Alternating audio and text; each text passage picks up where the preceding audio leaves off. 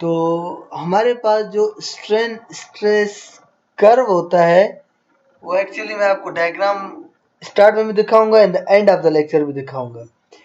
ये देखें, यहाँ पे वर्टिकल एक्सिस में हमेशा स्ट्रेस होता है, हॉरिजेंटल एक्सिस में हमेशा स्ट्रेन होगा। ये स्ट्रेन है, ये हमारे पास स्ट्रेस है। देखिए यहाँ ओ पॉइंट से लेकर ए पॉइंट तक जो है वो हमारे पास क्या है, ये पूरे का पूरा स्ट्रेट लाइन में है। स्ट्रेस स्ट्रेन यहाँ पे डायरेक्टली प्रोपोर्शनल है। वहां से थोड़ा सा आगे जाएंगे तो पॉइंट बी आएगा, उसको हम लोग क्या कहते हैं, यील्ड स्ट्रेंथ। फिर पॉइंट सी से पॉइंट डी तक जो हमारे पास है वो है अल्टीमेट स्ट्रेंथ। ये अल्टीमेट स्ट्रेंथ देखे थोड़ा सा ऊपर जाने के बाद फिर ये वापस बैक होता है। फिर हमारे पास आता है फ्रैक्चर, जहां से स्टील टूटना शुरू कर देता है। और ये जो टोटल हमारे पास देखें एरिया है, ये हमारे पास है मॉड्यूलस ऑफ टफनेस। मैंने आपको लेक्चर नंबर 2 गालबन या 3 में पढ़ाया था। उसके अलावा ये हमारे पास मॉड्यूल ऑफ रेजिलेंस है, जो इलास्टिक लिमिट के अंडर हमारे पास कर्व बनता है उसके लिए। अच्छा, ये काम कैसे करते हैं हम लोग इसके ग्राफ के ऊपर। Stress strain curve describes the behaviour of steel bar under the loads. It is created by testing steel specimen.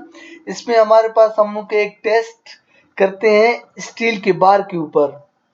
उस बार को क्या करते हैं, पुल करते हैं टेस्टिंग मशीन के जरिए, और उसके बाद हम लोग उसका स्ट्रेन रिकॉर्ड करते हैं साइमल्टेनियसली। लोड भी अप्लाई हो रहा है, स्ट्रेस भी अप्लाई हो रहा है और स्ट्रेन भी हमारे पास जनरेट हो रहा है। उसको हम लोग नोट करते जाते हैं और उसको प्लॉट करते हैं वर्टिकल एक्सिस में।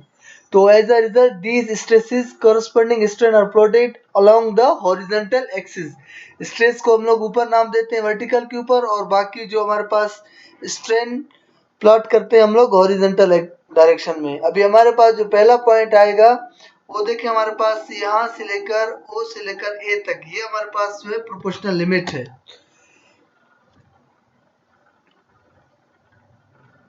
लिमिट ऑफ प्रोपोर्शनलिटी क्या है, in this stage is represented on a steel curve from the initial point A.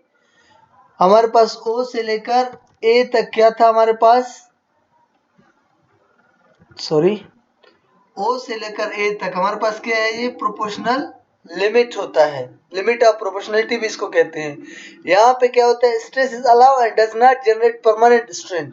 यहाँ पे जो स्ट्रेस होता है हमारे पास, वो लगाने के बाद, मटेरियल पर लगाने के बाद वापस मटेरियल अपनी ओरिजिनल शेप में आ सकता है, यानी इससे परमानेंट स्ट्रेन पैदा नहीं होता है। स्ट्रेन और stress are proportional to each other. जैसे ही स्ट्रेस को हटाते हैं तो स्टील क्या करता है, अपनी वापस ओरिजिनल शेप में आ जाता है। इसको हम लोग लिमिट ऑफ प्रोपोर्शनलिटी कहते हैं। इस स्टेज के बाद हमारे पास आ जाता है इलास्टिक लिमिट, जो कि एरिया है ए और बी के दरमियान। यहाँ पे क्या होता है, अगर मजीद फर्दर हम लोग स्ट्रेस को इंक्रीज करेंगे स्टील के ऊपर, तो क्या करेगा, इलास्टिक स्ट्रेन जो है ना क्रिएट करेगा, और वो वहाँ पे क्या होगा, स्ट्रेन और स्ट्रेस नॉट प्रोपोर्शनल होंगे। तो ये प्रोपोर्शनल लिमिट और इलास्टिक लिमिट में फर्क है। असल में प्रोपोर्शनल लिमिट जो होता है वो इलास्टिक लिमिट से पहले आता है। काफ़ी हमारे इंजीनियर्स कंफ्यूज होते हैं कि इलास्टिक लिमिट और प्रोपोर्शनल लिमिट जो है वो एक है। Actually stress is directly proportional to the strain within the elastic limit.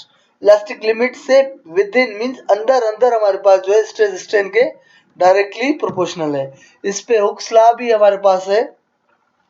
Hooke's law कहता है कि stress is directly proportional to the strain. हमारे पास हुक्स लॉ क्या है, स्ट्रेस डायरेक्टली प्रोपोर्शनल है स्ट्रेन के, यानी जितना स्ट्रेस लगाएंगे उतना हमारे पास स्ट्रेन पैदा होगा। इसको जाहिर कैसे करते हैं, F is equal to K X. ये असल में अलग इक्वेशन है, F is equal to minus K X. ये जो है, सॉरी, ये एक इक्वेशन है, आप इसको कंसिडर करें F is equal to minus K X. F जो है हमारे पास वो फोर्स है, यहाँ स्ट्रेस है। जब हम लोग लगा रहे होते हैं तो हमारे पास x जो है वो डिस्प्लेसमेंट पैदा होता है, तो F x के डायरेक्टली प्रोपोर्शनल है। प्रोपोर्शनल का साइन हटाते हैं तो हम लोग कांस्टेंट k लगाते हैं। नेगेटिव साइंस ये शो करता है कि ये वापस जो है अपनी ओरिजिनल हालत की तरफ जा रहा है, यानी फोर्स उसको आगे ले जा रहा है। फोर्स को छोड़ते हैं तो वो बैक अपने ओरिजिनल पोजीशन की तरफ आ रहा है। x यहाँ पे डिस्प्लेसमेंट है, F यहाँ पे जो है वो रिस्टरिंग फोर्स है, k यहाँ पे कांस्टेंट है, के की वैल्यू आपने निकालनी है तो x वहां पे जाके डिवाइड हो जाएगा, f और k हो जाएगा, सॉरी f और k is equal to f और x हो जाएगा, ये न्यूटन पर मीटर हमें मिलेगा। नेक्स्ट हमारे पास इलास्टिक पॉइंट हमने पढ़ा था, उसके बाद जो है यील्ड पॉइंट है। यील्ड पॉइंट क्या है, इलास्टिक पॉइंट के बाद आएगा, यानी अगर हमारे पास इलास्टिक लिमिट के बाद भी हम लोग स्ट्रेस अप्लाई कर रहे हैं तो हमें पॉइंट बी जो डायग्राम में दिया हुआ है, नोट्स भी आपके पास है हार्ड में, आप उसमें भी देख सकते हो, तो वो फिर हमारे पास यील्ड पॉइंट बनता है और इसको हम लोग फेलियर पॉइंट भी कंसीडर करते हैं रीइंफोर्समेंट कंक्रीट स्ट्रक्चर के अंदर। ये आप लोग याद रखें, एफ वाई इसकी वैल्यू लेते हैं हम लोग स्टील के लिए, ये यील्ड पॉइंट होता है जो कि इलास्टिक लिमिट के बाद हमारे पास आता है। Yield point is the beginning of steel plastic deformation. Yes, क्योंकि यील्ड पॉइंट आ गया तो हमारे पास प्लास्टिक डिफॉर्मेशन शुरू हो जाती है, यानी वापस अपने असल हालत में स्टील नहीं आएगा, परमानेंट डिफॉर्मेशन पैदा हो जाएगी और इस पॉइंट पर स्ट्रेस और strain not proportional to each other. Point B is called upper yield strength, यानी पी पॉइंट शुरू में आता है तो अपर यील्ड स्ट्रेंथ, इसके बाद और ज्यादा आगे जाएंगे सी पर तो वो हमारे पास लोअर यील्ड पॉइंट कहलाएगा। फिर हमारे पास यील्ड पॉइंट के बाद है यील्ड स्ट्रेंथ, यानी यील्ड पॉइंट के बाद हमने और स्ट्रेस लगाना शुरू किया है तो फिर हमारे पास क्या होगा, ये यील्ड पॉइंट से आगे जाएगा और hardening takes place in this represented from C to D beyond which necking starts. Necking हमारे पास स्टार्ट हो जाएगी, यहाँ असल में अल्टीमेट में क्या होता क्या है कि हार्डनिंग स्टार्ट हो जाती है हमारे पास, बिल्कुल वो जो है ना हार्ड शेप में आ जाता है।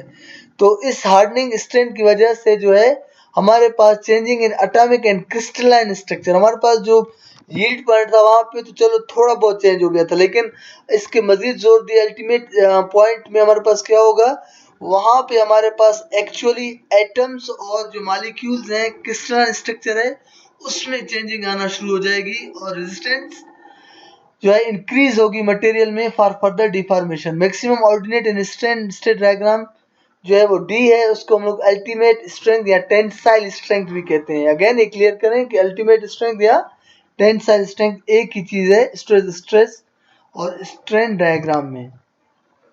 फाइनल पॉइंट आएगा, जाहिर बात है यील्ड पॉइंट हमारे पास एटम्स, क्रिस्टल्स, मॉलिक्यूल्स के ऊपर स्ट्रेस आ गया था, जो रप्चर होगा हमारे पास बाद में। रप्चर में हमारे पास क्या होता है, मटेरियल जो है टूट जाता है। रप्चर स्ट्रेंथ को हमारे पास ब्रेकिंग पॉइंट भी कहते हैं।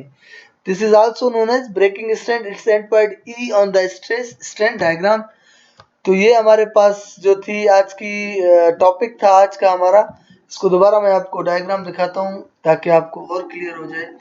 ये देखें, स्ट्रेस वर्टिकल डायरेक्शन में, स्ट्रेन हॉरिजॉन्टल डायरेक्शन में। जब हमारे पास स्ट्रेस लगता है तो स्ट्रेन स्ट्रेस डायरेक्टली प्रोपोर्शनल है, ये जो ए पॉइंट है प्रोपोर्शनल लिमिट के अंदर। इस AO से ए पॉइंट पर हुक्स लॉ भी एलिजिबल है। फिर हमने पढ़ा कि ए पॉइंट के बाद मजीद स्ट्रेस लगाएंगे तो यील्ड पॉइंट आएगा, तो बी हमारे पास यील्ड है, अपर यील्डिंग पॉइंट इसको नाम देते हैं हम लोग। फिर हम लोग मजीद इसके ऊपर स्ट्रेस लगाएंगे तो ये सी आएगा, सी इज लोअर यील्डिंग पॉइंट। फिर हमारे पास जो है हार्डनिंग शुरू हो जाएगी तो ये हमारे पास जो एरिया कहलाएगा, ये हमारे पास कहलाएगा अल्टीमेट स्ट्रेंथ।